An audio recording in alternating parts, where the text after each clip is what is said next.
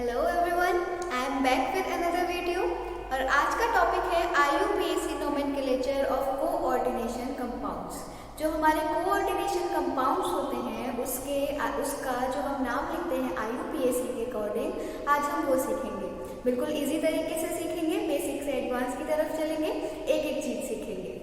12th level हो या BSc level हो, ये टॉपिक बहुत इंपॉर्टेंट है। इसको ज़रूर प्रिपेयर करके जाना, क्योंकि ये बहुत इजीली हमको मार्क्स देता है।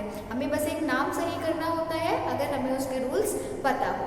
तो सबसे पहले आप देख रहे हो कि मैंने यहाँ पर कुछ रूल्स लिखे हुए हैं। बिल्कुल सिंपल लैंग्वेज कर दी है मैंने कि आपको इजीली पढ़ते हुए समझ आ जाए। इधर मैंने कुछ लिखे हैं एग्जाम्पल्स, जो हम सब चीज़ समझने के बाद एग्जाम्पल्स के नाम लिखकर उनकी प्रैक्टिस करेंगे। यहाँ पर मैंने हर टाइप का कॉम्प्लेक्स इंक्लूड कर लिया है। इसके बाद जो भी बचेगा वो आगे देखते हैं, ठीक है। तो सबसे पहला जो रूल है कोऑर्डिनेशन कंपाउंड्स की नेमिंग करने का, वो है कि पॉजिटिव आयन का नाम हम पहले लिखते हैं, नेगेटिव आयन का बाद में लिखते हैं। क्या बोला? पॉजिटिव आयन का नाम हम पहले लिखते हैं और नेगेटिव आयन का नाम बाद में लिखते हैं। इसी तरीके से इसका जो दूसरा रूल है वो क्या है? Ligands are named first then central metal. जो भी हमारा कोऑर्डिनेशन कंपाउंड होता है वो कैसे बनता है? एक सेंट्रल मेटल होता है और उसके चारों तरफ होते हैं लिगेंड्स, है ना। तो जब हम नेमिंग करेंगे तो लिगेंड्स की नेमिंग पहले करेंगे, सेंट्रल मेटल का नाम हम बाद में लिखेंगे। उसके बाद है इन लिगेंड्स वी राइट अल्फाबेटिकली। इसका मतलब है कि जब हम लिगेंड्स का नाम लिखते हैं, मतलब लिगेंड्स एक तरीके से ज़्यादा तरीके के प्रेजेंट हैं, ABCD ऐसे करके प्रेजेंट हैं, कई सारे तरीके के लिगेंड्स प्रेजेंट हैं। तो उनका नाम हम कैसे लिखेंगे? जिसका नाम ABCD के हिसाब से पहले आता होगा, मतलब कि अल्फाबेटिकली ऑर्डर में देखें, अल्फाबेटिक ऑर्डर में देखें, तो जिसका नाम पहले आता होगा उसका नाम पहले लिखा जाएगा। फॉर एग्जाम्पल अगर NH3 लें और साथ में लें H2O, तो NH3 का नाम क्या होता है? अमीन। H2O छोड़ते हैं, Cl लेते हैं, ठीक है। तो NH3 का नाम क्या होता है? अमीन। Cl का नाम क्या होता है? क्लोरो, है ना। तो A पहले आएगा, C बाद में आएगा, तो क्लोरो का नाम बाद में लिखेंगे, अमीन का नाम हम पहले लिखेंगे, ठीक है। उसके बाद after ligands we write name of central atom and write the oxidation state in parenthesis and in roman. ये है इंपॉर्टेंट पॉइंट। इसमें क्या बताया गया है कि जब हम लिगेंड्स का नाम लिख चुके हैं, हर तरीके के लिगेंड्स का मतलब हमने देख लिया, उसके बाद हम सेंट्रल मेटल का नाम लिखते हैं और सेंट्रल मेटल के नाम लिखने के बाद उसके आगे ब्रैकेट में उसकी ऑक्सीडेशन स्टेट लिखते हैं और ऑक्सीडेशन स्टेट हम रोमन लेटर्स में लिखते हैं, मतलब रोमन नंबर में लिखेंगे। रोमन नंबर मतलब जैसे 1 2 3 इस तरीके से। तो हम जो भी ऑक्सीडेशन स्टेट लिखेंगे वो हम रोमन नंबर में लिखेंगे और हमेशा मेटल के बाद आती है ऑक्सीडेशन स्टेट और ब्रैकेट में लिखी जाती है। उसके बाद है कि सिंपल लिगेंड्स अगर प्रेजेंट हो तब क्या लगाएंगे? Di, tri, tetra. ये किसके लिए है? जैसे नंबर ऑफ लिगेंड्स प्रेजेंट हो। अगर जैसे सिंपल अमोनिया दिया है और अमोनिया के बाहर ब्रैकेट में लगा दिया 2, यानी कि 2 अमोनिया के लिगेंड प्रेजेंट है, तो अगर 2 अमोनिया के लिगेंड प्रेजेंट होंगे तो क्या लगाएंगे? डाई। ऐसे ही 3 के लिए क्या लगाएंगे? ट्राई, 4 के लिए टेट्रा, फिर 5 के लिए क्या लगाएंगे? पेंटा, 5 के लिए लगा देंगे पेंटा, फिर लगा देंगे हेक्सा, और ऐसे ही ये चलते जाएंगे। अब फर्क कहाँ आता है कि जब हमारे कॉम्प्लेक्स लिगेंड्स होते हैं, यानी कि जिनकी डेंसिटी 1 से ज़्यादा होती है, जब हमारे कॉम्प्लेक्स लिगेंड्स होते हैं तब हम क्या करते हैं? बिस, ट्रिस और टेट्रा किस का यूज करते हैं। जब हमारे 2 कॉम्प्लेक्स लिगेंड होंगे तो बिस लगाएंगे, 3 होंगे तो ट्रिस लगाएंगे, 4 के लिए टेट्रा किस। इसका सबसे सिंपल एग्जाम्पल दूं मैं तो वो है EN। EN क्या होता है? EN किसका एग्जाम्पल है? सबसे पहले देखते हैं EN होता क्या है, यानी कि कौन सा लिगेंड है जिसका नाम, मतलब जिसका सिंबल हम EN रखते हैं। तो EN का मतलब होता है इथाइलिन डाई अमीन।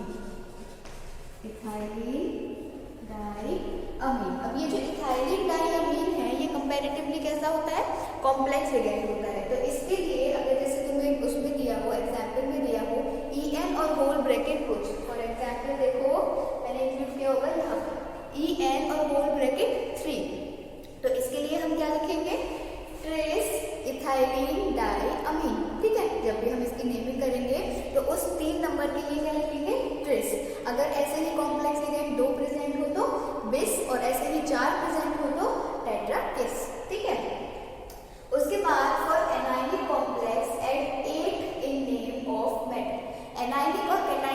कॉम्प्लेक्स क्या होते हैं?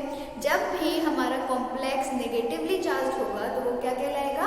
Anionic complex. और जब भी हमारा स्फीयर या कॉम्प्लेक्स पॉजिटिवली चार्ज होगा तो वो कैसा कहलाएगा? Cationic complex. अब इसमें एक चीज जो मैं समझाना चाहूंगी, जैसे मान लो दो कंपाउंड है, एक तो मैंने लेती हूँ K4 वाला लेती हूँ, K4Fe(CN)6, ठीक है, ये है हमारा एक कॉम्प्लेक्स। अब हम कैसे पहचानेंगे कि ये कैटायनिक है या एनायनिक है? क्योंकि ब्रैकेट के बाहर तो कोई चार्ज दिया नहीं है, अगर ब्रैकेट के बाहर नेगेटिव लगा होता तो एनायनिक होता। अब इसमें तो कोई चार्ज नहीं दिया है, तो कैसे पहचानेंगे एनायनिक है या नहीं? ये K को देखो कि जब हम इस कॉम्प्लेक्स को आयनाइज करेंगे या आयंस में बांटेंगे तो ये कैसा निकलेगा? K पॉजिटिव बनकर। कैसा निकलेगा? K पॉजिटिव बनकर, यानी कि ये जो स्फीयर वाला हिस्सा है ये कैसा हो जाएगा? ये नेगेटिव हो जाएगा। तो अगर मैं इसको आयनाइज करूंगी तो ये हो गया K पॉजिटिव और ये आ गया Fe(CN)6 नेगेटिव, ठीक है। तो कॉम्प्लेक्स कैसा हो गया हमारा? Anionic complex. तो आप ये कंफ्यूज मत होना, अगर चार्ज ना दिया हो और आगे की साइड आयन दिया हो, पॉजिटिव आयन दिया हो, तो जो कॉम्प्लेक्स होगा वो कैसा होगा? एनायनिक कॉम्प्लेक्स होगा, ठीक है। अब ऐसे ही कैटायनिक कॉम्प्लेक्स के लिए अगर हम देखें तो स्फीयर के बाद पॉजिटिव चार्ज दिया हो, सिंपल समझ आ रहा है हमें, कैटायनिक कॉम्प्लेक्स है। लेकिन अगर मान लो जैसे ये वाला एग्जाम्पल है कॉपर अमोनिया का होल 4SO4, अब जब मैं इसे बांटूंगी आयंस में अलग अलग करूंगी तो होगा क्या? जो SO4 है वो 2 नेगेटिव बन के निकल जाएगा, यानी कि SO4 अपना नेगेटिव चार्ज लेगा। तो SO4 पर नेगेटिव चार्ज है तो जो स्फीयर वाला हिस्सा है उस पर क्या आएगा? पॉजिटिव चार्ज आएगा, और पॉजिटिव चार्ज आएगा तो मतलब वो कैसा कॉम्प्लेक्स होगा? कैटायनिक कॉम्प्लेक्स होगा, ठीक है। तो ये होते हैं हमारे एनायनिक और कैटायनिक कॉम्प्लेक्स। तो इसके लिए हमें क्या याद रखना है? कैटायनिक के लिए कोई बात नहीं है, न्यूट्रल के लिए कोई बात नहीं है। लेकिन अगर कॉम्प्लेक्स एनायनिक होगा तो जब हम मेटल का नाम लिखेंगे उसके नाम में क्या लगाएंगे? 8, ATE, ठीक है। 8 हम उसके नाम में जोड़ देंगे और उसके बाद वही ब्रैकेट में उसकी ऑक्सीडेशन स्टेट एक्सेट्रा, ठीक है। अब यहाँ पर कुछ आपको चार्ज दिए हुए हैं, मतलब कुछ लिगेंड्स के चार्ज आपको पता होने चाहिए। मैंने एडिशनल में थोड़े एक्स्ट्रा भी दिए हैं, जो जहाँ काम आए जैसे अप्लाई हो आप सब नोट डाउन कर लेना, ठीक है। इसके बाद अभी इसको रफ करके मैं बताऊंगी कि कुछ लिगेंड्स के हमें नाम भी पता होने चाहिए। जब हम IUPAC लिख रहे हैं तो लिगेंड्स के नाम तो हमें पता होने चाहिए। तो चार्ज और सब लिगेंड्स देखते हैं। जो हमारे फर्स्ट ग्रुप के एलिमेंट्स होते हैं, हमारे पीरियोडिक टेबल में जो फर्स्ट ग्रुप के एलिमेंट्स होते हैं, सोडियम पोटेशियम है, उसका चार्ज पॉजिटिव 1 यानी कि +1। ऐसे ही NH4 पॉजिटिव का भी +1 होता है। इसी तरीके से कुछ लिगेंड्स हमारे न्यूट्रल होते हैं, कुछ लिगेंड्स हमारे नेगेटिव होते हैं। अच्छा, सिंपल उसमें देखा जाए तो जो हमारे लिगेंड्स हैं वो 3 तरीके के हो गए, है ना। एक हो गया पॉजिटिव लिगेंड, मतलब जिसका चार्ज पॉजिटिव होगा। एक हो गया न्यूट्रल लिगेंड, न्यूट्रल मतलब जिसपे कोई चार्ज नहीं होगा। और एक हो गया नेगेटिव लिगेंड, यानी कि जिसपे नेगेटिव चार्ज होगा, ठीक है। तो ये जो थे हमारे Na positive, K positive, ammonium positive, ये कैसे हो गए? पॉजिटिव लिगेंड हो गए। ये दोनों किस तरीके के हो गए? नेगेटिव लिगेंड्स हो गए। और ये वाले कैसे हो गए? न्यूट्रल लिगेंड्स हो गए, ठीक है। अब न्यूट्रल लिगेंड्स का जो चार्ज होगा वो क्या होगा? 0 होगा। ये इंपॉर्टेंट चीज है, ये पूरा नोट डाउन कर लेना। तो H2O का चार्ज, NH3 का चार्ज, CO का चार्ज, NO का चार्ज, पाइरीडीन का चार्ज और En का चार्ज क्या होता है? 0 होता है। इसके बाद Cl negative, OH negative, Na2 negative, Cl, जितने भी हाइड्रोजन के आयंस होंगे वो सब पॉजिटिव को -1 चार्ज रखते होंगे, और HCl, ठीक है, इसका इन सब का कितना होता है? -1 चार्ज होता है। और ये जो है सल्फेट और ये है ऑक्सीडेंट, ठीक है। मैं अभी सारे नाम लिखूंगी, कंफ्यूज होने की जरूरत नहीं है। तो SO4 का भी चार्ज कितना होता है? 2 नेगेटिव, और ऑक्सीडेंट का भी चार्ज कितना होता है? 2 नेगेटिव। चलो, तो मैं अब इसके नाम लिख के बताती हूँ आपको, ये पूरा नोट डाउन कर लेना।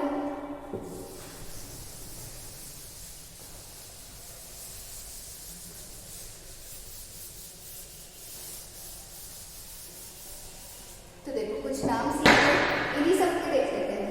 H2O का नाम क्या होता है? H2O का नाम होता है H2, ठीक है। उसके बाद NH3 का नाम अमीन। अच्छा, NH नाम में ये याद रखना डबल एम आता है, ठीक है, AMMINE, अमीन। उसके बाद CO, कार्बोनिल। इसके बाद NO, नाइट्रोसिल। फिर है CN नेगेटिव यानी कि साइनो। फिर OH नेगेटिव यानी कि हाइड्रोक्सो। उसके बाद NO2 नेगेटिव यानी कि नाइट्रो। फिर Cl negative, Br negative, I negative यानी कि जो भी हमारे हैलोजेंस होंगे तो उनको भी इसी तरीके से लिखेंगे। Cl negative chloro, Br negative bromo, I negative, F negative iodo और फ्लोरो। उसके बाद बचा हमारा HCl नेगेटिव। HCl का नाम है थायो साइनेटो। और अगर आपको NCS दिया हो तो क्या लिखोगे? अगर NCS दिया हो तो क्या लिखोगे? तो लिखोगे आइसोथायोसाइनेटो, आइसोथायोसाइनेटो। उसके बाद SO4 नेगेटिव, वही हमारा सल्फेट। उसके बाद C2O4 नेगेटिव, ऑक्सीलेटो। ये जो है PY को क्या लिखेंगे? पाइरिडीन।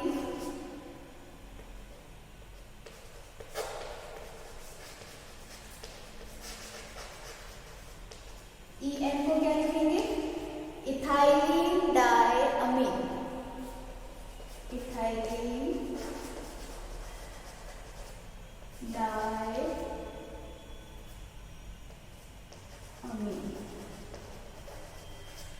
ठीक है, इसके बाद एक और मैं बताती हूँ आपको। जैसे अगर NO2 दिया है तो हम लिखेंगे नाइट्रो, है ना।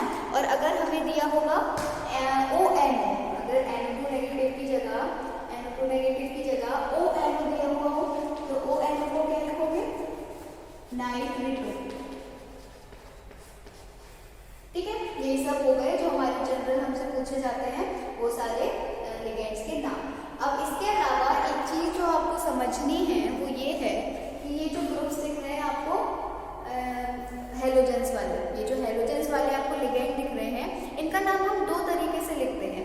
जैसे अब ये क्लोरो, ब्रोमो, आइडो, फ्लोरो लिख रहा है, तो ये जब हमारा जो कोऑर्डिनेशन स्फीयर है उसके अंदर ये प्रेजेंट होंगे, लिगेंड की तरह प्रेजेंट होंगे, तब हम इनका नाम इस तरीके से लिखेंगे। ठीक है, लेकिन अगर ब्रेक के मतलब स्फीयर के बाहर ये प्रेजेंट होंगे तब हम इनका नाम पूरा का पूरा लिखेंगे। कहने का मतलब है इस वाले एग्जाम्पल में Cl स्फीयर के बाहर प्रेजेंट है तो हम जब इसको लिख रहे होंगे तो क्या लिखेंगे? क्लोराइड, है ना। लेकिन अगर ये जो Cl है ये स्फीयर के अंदर ही प्रेजेंट है तब हम इसमें क्या लगाएंगे? क्लोरो। ठीक है, समझ आया। अब इसके बाद देखते हैं इन सबकी नेम। उससे पहले हमें एक चीज और जाननी है, वो ये है कि जैसे जो ब्रैकेट के बाहर Cl3 दिया है या ब्रैकेट के बाहर SO4 दिया है, ऐसे ही ब्रैकेट से पहले K3 दिया है, K4 दिया है, तो इनके जो नंबर हैं इनके लिए हम डाई ट्राई यूज नहीं करेंगे, इनका नंबर हम नोटिस नहीं करेंगे, केवल इनका नाम लिखेंगे। अब भले ही यहाँ पर K4 दिया है तो हम इसे टेट्रा पोटेशियम नहीं लिखेंगे, केवल पोटेशियम लिखेंगे। ऐसे ही बाहर Cl3 दिया है तो Cl3 के लिए ट्राई क्लोरो नहीं लिखेंगे, केवल क्लोराइड लिखेंगे। ठीक है, जब हम ये डाई ट्राई या नंबर देखते हैं ये केवल कब देखते हैं? जब स्फीयर के अंदर हो हमारा वो वाला मतलब वो वाली चीज, ठीक है, लिगेंड के फॉर्म में हो तभी देखेंगे। और लिगेंड कौन से होते हैं? लिगेंड केवल स्फीयर के अंदर वाले होते हैं, बाहर वाले नहीं होते हैं। ठीक है, चलो तो इनके देखते हैं हम नाम। ये नोट डाउन कर लेना आप लोग, जो चार्ज का ये सब बताया है, नेमिंग बताया है, चार्ज का बताया था, ये सब नोट डाउन कर लेना क्योंकि ये काम आने वाला है आगे।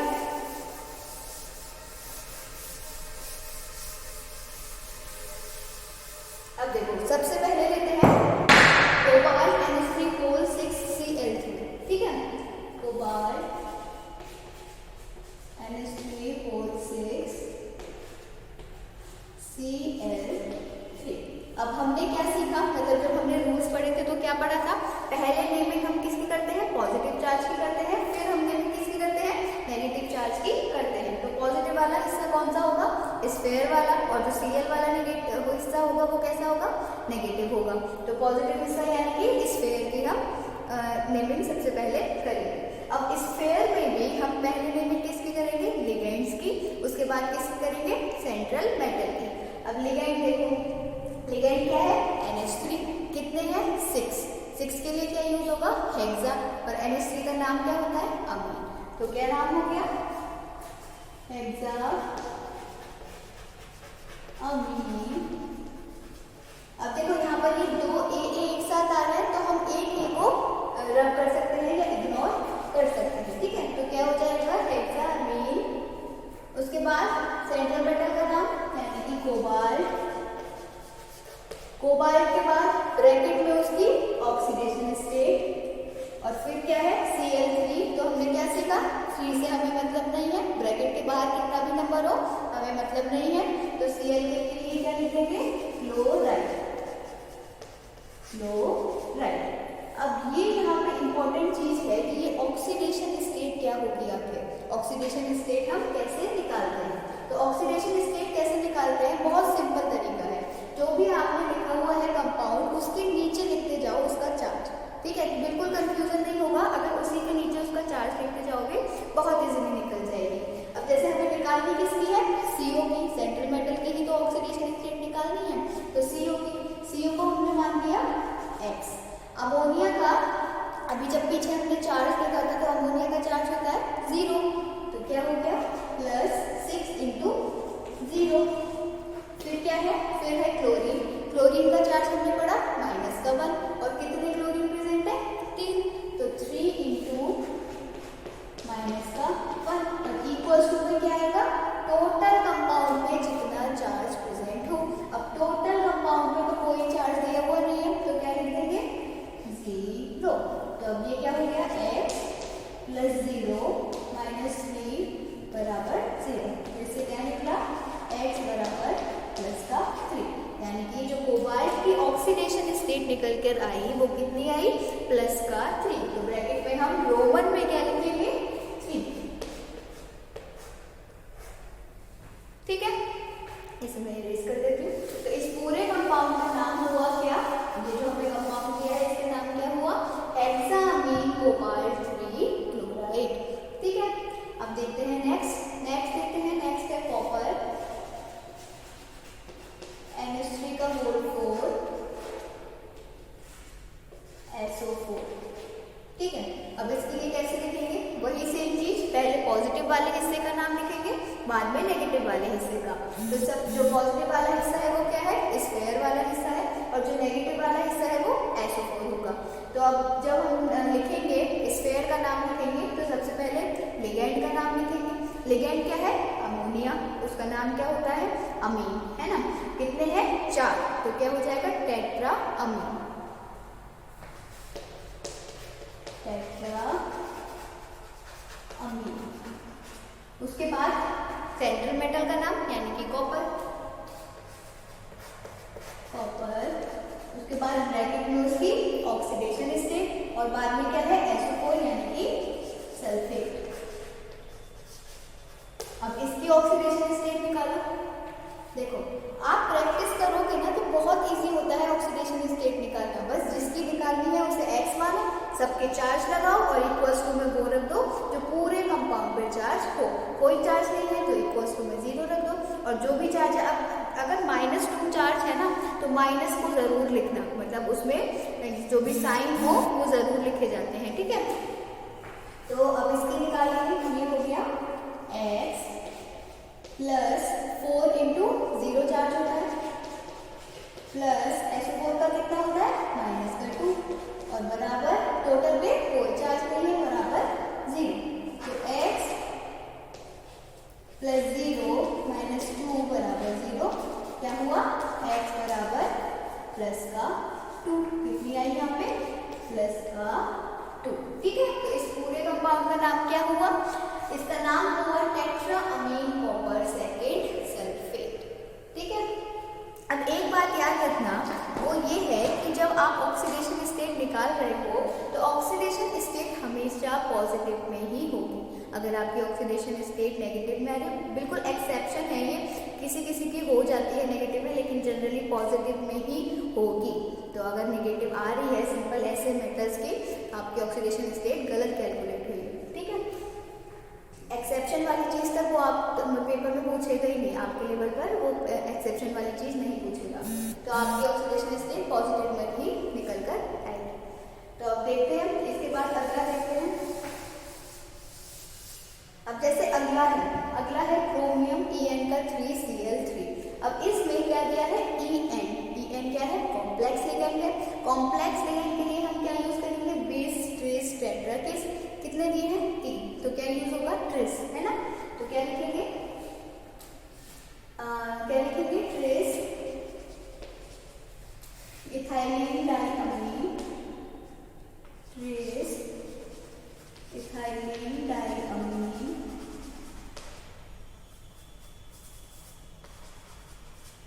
उसके बाद सेंट्रल मेटल का नाम यानी कि क्रोमियम, इसकी ऑक्सीडेशन स्टेट, और बाहर क्या है क्लोराइड, बाहर क्या है क्लोराइड। ऑक्सीडेशन स्टेट कैसे निकालोगे, En का चार्ज कितना होता है 0, क्या चार्ज होता है, मैं यहीं लिख के दिखा देती हूँ। जैसे ये है X, इसका होगा 0, इसका होगा माइनस का 3, तो माइनस का 3 उधर जाएगा, इक्वल्स टू उधर जाएगा, तो क्या हो जाएगा प्लस का 3, ये हो गया प्लस का 3। अब इसके बाद नेक्स्ट जो आपका फोर्थ एग्जाम्पल है उसमें आप ये सीखोगे, जो थर्ड एग्जाम्पल था उसमें क्या सीखा कि कॉम्प्लेक्स लिगेंड के लिए बिस्ट्रिस टेट्राकिस यूज करते हैं। फोर्थ में आप सीखोगे कि कई तरीके के लिगेंड्स दिए हुए हैं, तो उनकी नेमिंग हम ABCD के हिसाब से करते हैं, अल्फाबेटिकली करते हैं। NH3 दिया है अमीन, H2O दिया है एक्वा, PY पाइरिडीन, NO2 मतलब नाइट्रो, लिख लेते हैं ताकि आसानी हो जाए कि कैसे हमें लिगेंड आगे पीछे करनी है। ठीक है, तो NH3 दिया है, NH3 का नाम होता है अमीन, H2O दिया है, H2O का नाम होता है एक्वा, उसके बाद PY दिया है, PY का नाम होता है पाइरिडीन, उसके बाद NO2 दिया है, NO2 का नाम होता है नाइट्रो। तो यही 4 तरीके के लिगेंड्स हमें दिए हैं। अब ABCD के हिसाब से देखो, सबसे पहले क्या आएगा AM, है ना, उसके बाद क्या आएगा AQ, उसके बाद क्या आएगा P, और उसके बाद N, सॉरी पहले आएगा NOP, पहले आएगा N, फिर आएगा P। ठीक है, तो नंबरिंग कर लेते हैं। सबसे पहले हम लिगेंड में किसका नाम लिखेंगे, इसका, फिर इसका, उसके बाद इसका, और बाद में लिखेंगे इसका। ठीक है, तो लिखते हैं कौन सा कंपाउंड था, फोर्थ वाला। तो सबसे पहले हमने लिखा अमीन का, केवल एक ही अमीन प्रेजेंट है, कुछ भी हमें डाई चाहे लगाने की जरूरत नहीं है। तो क्या लिखा हमने अमीन, अमीन के बाद किसका नाम आएगा एक्वा, कितना है एक ही H2O प्रेजेंट है, अमीन एक्वा। उसके बाद किसका आएगा नाइट्रो, तो नाइट्रो भी एक ही प्रेजेंट है नाइट्रो। उसके बाद PY यानी कि पाइरिडीन, वो भी एक ही प्रेजेंट है, तो पाइरिडीन। अब इसके बाद क्या आएगा हमारे सेंट्रल मेटल का नाम, तो सेंट्रल मेटल क्या है प्लेटिनम, तो क्या लिखेंगे प्लेटिनम, प्लेटिनम।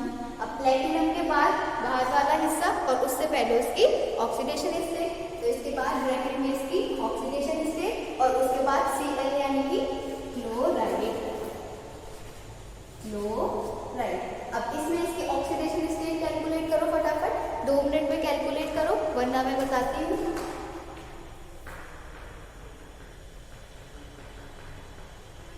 ये आपको अपने आप पेन पेपर पे करनी है, कैलकुलेट करो फटाफट।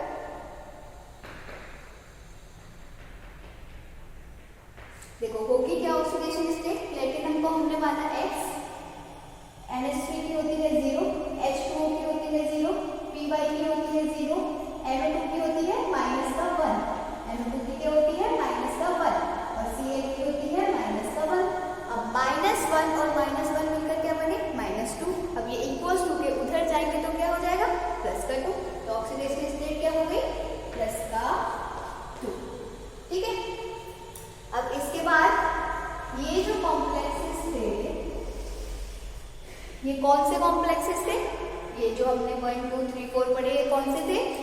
कैटाइनिक कॉम्प्लेक्सेस थे।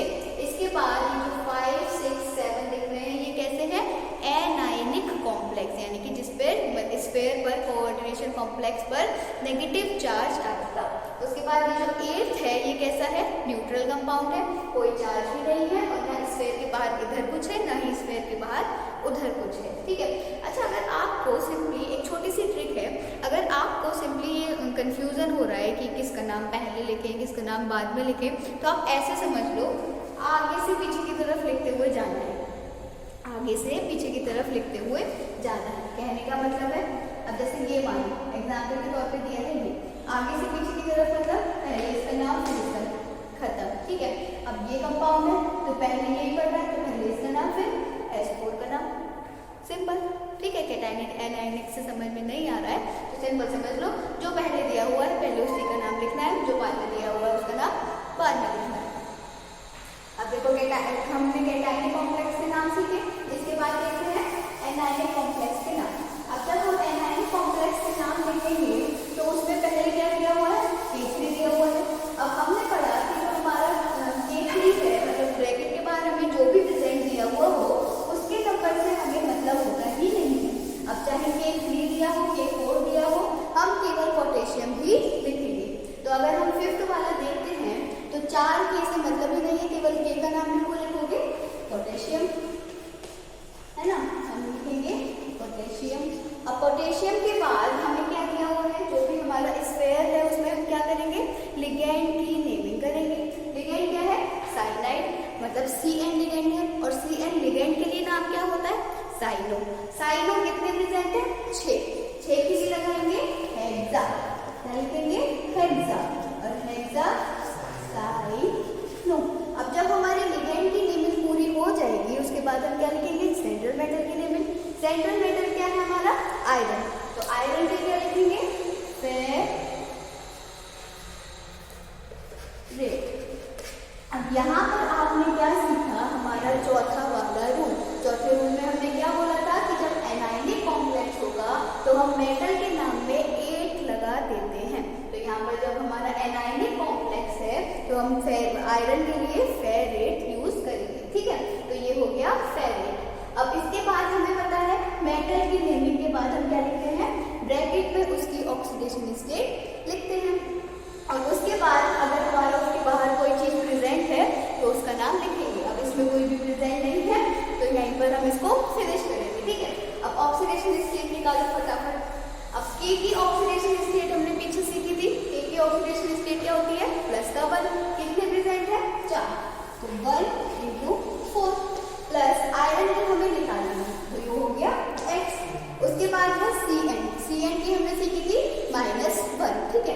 कितने प्रेजेंट है? 6, तो 6 × -1 बराबर मतलब बराबर में जितना मतलब कितना आएगा? जो भी हमारे स्फीयर पे चार्ज प्रेजेंट हो तो बराबर हो गया 0। तो ये हुआ 4 + X - 6 = 0। तो इसका मतलब हुआ कि जो X आई उसकी वैल्यू कितनी आई? +2। तो हमारी ऑक्सीडेशन स्टेट क्या होगी? वो होगी +2। हमेशा ध्यान रखना, ऑक्सीडेशन स्टेट हम हमेशा रोमन में ही लिखेंगे, केवल नंबर्स बनाकर मत आना, रोमन मत ही लिखना। ठीक है। इसी तरीके से आप ये कर सकते हो, 6 वाला कर सकते हो। C2O4 के लिए क्या कर लोगे? ऑक्सीलेटो लगा दोगे। ठीक है। अब ये भी वही है, सेम इसी की तरह है। अगर जब आप प्रैक्टिस करो तो इनके जो भी नाम आए आप कमेंट सेक्शन में मुझे कमेंट करके बताना, मैं आपको बता दूंगी अगर कोई भी मिस्टेक होगी तो। ठीक है। फिर देखते हैं हमारा 8th वाला। 8th वाले के लिए जो हमारा लिगेंड है वो क्या है? कार्बोनिल। कितने प्रेजेंट है? 4। क्या लिखेंगे? Tetra carbonyl. उसके बाद निकिल, और निकिल के बाद ब्रैकेट में उसकी ऑक्सीडेशन स्टेट। ऑक्सीडेशन स्टेट क्या होगी? ये है हमारा X, इसकी क्या होगी? 0 और =2 में भी क्या होगी? 0। तो कितनी आएगी इसकी? 0। ठीक है। तो इसका नाम क्या हो गया 8th वाले का? Tetra carbonyl nickel 0। उसके बाद देखते हैं 9th वाला। 9th वाला भी बिल्कुल 8th वाले जैसा है। अब ये जो 10 और 11 है इन पर ध्यान देना ना, मतलब नेमिंग इनकी भी सिंपल है, ठीक है, नेमिंग इनकी भी सिंपल है, लेकिन फर्क क्या है, यहाँ पर आपको पहले ही चार्ज दिया है, यहाँ पर आपको पहले ही चार्ज दिया है। अब वहाँ 3 नेगेटिव चार्ज दिया है, हमें पता है नेगेटिव चार्ज यानी कि एनायनिक कॉम्प्लेक्स और पॉजिटिव चार्ज यानी कि कैटायनिक कॉम्प्लेक्स, ठीक है। तो ये जो CrCl6 नेगेटिव है, तो इसका नाम हम कैसे करेंगे, एनायनिक कॉम्प्लेक्स की तरह, मतलब जब हम इसमें क्रोमियम लगा रहे होंगे, क्रोमियम का नेमिंग कर रहे होंगे, तो क्या लिखेंगे, क्रोमिक। और ऐसे ही Pt वाला सिंपल रहेगा, क्योंकि कैटायनिक में हम कोई भी चेंज नहीं करते हैं। तो ये सारे नेमिंग जो बचे हुए हैं, आप मुझे कमेंट सेक्शन में इनके आंसर बताना। अगर कोई भी मिस्टेक होगी तो मैं आपको करेक्ट आउट करूँगी, और बहुत ईजिली आप इसको सीख सकते हो। जितने एग्जाम्पल मिले आसानी से कर लो, सब मतलब जितनी ज़्यादा प्रैक्टिस कर सकते हो एग्जाम्पल्स की, जहाँ से मिले गूगल से, नेट से, बुक से, सारे एग्जाम्पल्स की प्रैक्टिस करो, बहुत इजीली ये चीज़ सीख सकते हो। इसके बाद इसके 2 स्पेशल केसेस और आते हैं, वो मैं आपको नेक्स्ट वीडियो में बता दूंगी। जो हमारे केसेस हैं वो कुछ इस तरीके से हैं कि ब्रिज लिगेंड जो होते हैं, यानी कि अगर हमारा कॉम्प्लेक्स ब्रिज वाला हो तो उसकी नेमिंग हम कैसे करते हैं। और एक तरीके के कॉम्प्लेक्स पूछे जाते हैं, उसमें पेपर्स में पूछे जाते हैं कि ऐसे एक ब्रैकेट में कुछ कंपाउंड दिया है, ऐसे एक ब्रैकेट में कुछ और कंपाउंड दिया है, तो इनकी नेमिंग हम किस तरीके से करेंगे। मतलब यहाँ पर भी एक सेंट्रल मेटल है, यहाँ पर भी एक सेंट्रल मेटल है, लिगेंड है, तो ये पूरा एक कंपाउंड माना जाता है। तो इसकी नेमिंग हम किस तरीके से करेंगे, और एक करेंगे कि जैसे ये मेटल है, ये मेटल है, और यहाँ पर कोई कंपाउंड इन्हें ब्रिज की तरह जोड़ रहा है, तो उसकी जो ब्रिजिंग लिगेंड्स होते हैं, ब्रिजिंग कॉम्प्लेक्सेस होते हैं, उनकी हम नेमिंग कैसे करेंगे, ये हम इसके सेकंड पार्ट में सीखेंगे। अगर आप बिल्कुल बेसिक शुरू किया है आपने, तो ये वाली वीडियो का अगर आपने पूरा पक्का कर लिया ना, तो बहुत इजीली आप क्वेश्चन अटेम्प्ट कर सकते हो और गलत भी नहीं होगा। सिंपली ऑक्सीडेशन स्टेट कैलकुलेट करो, उसके नीचे जस्ट उसकी चार्ज लिखते जाओ, और जो भी उसका नेम है नेमिंग करो। रूल्स याद रखो, बहुत इजीली आप ये रूल्स याद रख सकते हो, क्योंकि मैंने ज़्यादा कॉम्प्लेक्स करके लिखा ही नहीं, सिंपल सारे पॉइंट वाइज लिखे हैं कि कैसे कैसे हमें करना होता है। So that's all for today. I hope आपको वीडियो अच्छा लगा होगा। Thank you so much.